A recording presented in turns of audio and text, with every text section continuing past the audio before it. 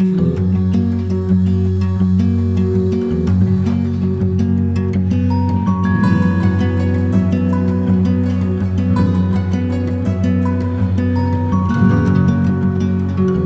rencontré à Paris une équipe que je connaissais peu et que j'ai appris à connaître au fil de la semaine, donc ça c'était super cool, ne serait-ce pour les échanges pro, l'ambiance qui était vraiment géniale. Et après derrière, on a appareillé beaucoup d'enfants sur cette mission vietnamienne. C'était très sympa de pouvoir apporter, on va dire, de l'audition, de la qualité de vie à ces enfants et surtout leur donner un meilleur futur entre guillemets.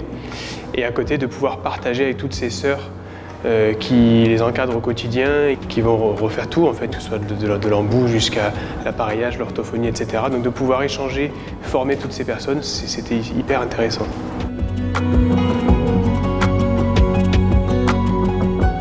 L'organisation était simple, hein. Tous les soirs on faisait l'organisation du lendemain, on se répartissait les tâches sur les différents postes, à la fois pour appareiller, tester l'audition des enfants, mais surtout former les sœurs sur les différents postes. Donc on se répartissait sur l'audiométrie, sur le réglage.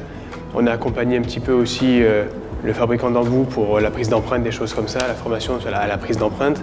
Et après, voilà, on a essayé de partager au maximum avec tout le monde notre métier, notre vision et comment le pratiquer. La répartition se faisait naturellement. On a tourné tous les jours sur tous les postes, de manière à ce que tout le monde puisse apporter sa vision, sa patte, toutes les différentes étapes de l'appareillage, et aussi que tout le monde puisse vivre l'expérience, parce que c'est toujours sympa de faire une audiométrie sur un enfant, c'est toujours sympa de faire un réglage sur un enfant, une prise d'empreinte c'est différent sur un enfant que sur un adulte. Voilà, c'est quelque chose qu'on n'a pas tous les jours dans nos cabines, et donc voilà, il fallait vraiment tourner sur tout.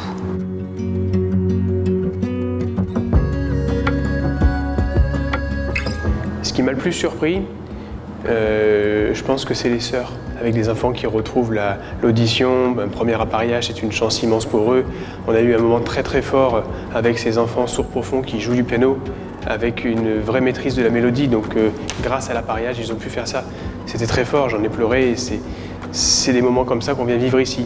Mais à côté de ça, moi je suis complètement bluffé par ces sœurs qu'on a accompagnées, qu'on a formées, pour leur maîtrise, pour leur capacité à apprendre et surtout à vouloir encore plus apprendre. Et puis surtout, avec si peu de temps d'échange, d'avoir déjà des automatismes, de vraiment pouvoir reconnaître les appareils, de pouvoir les connecter rapidement, de se repérer sur un logiciel, de pouvoir tester une audition en 3 conseils, 2 démonstrations et après être autonome sur un test d'audition classique de type adulte. Moi, je suis bluffé. Et après, quand j'allais voir Rémi à la fabrication d'embout, c'est hallucinant ce qu'elles sont capables de faire. Moi, je suis incapable de faire ce travail-là. Partage.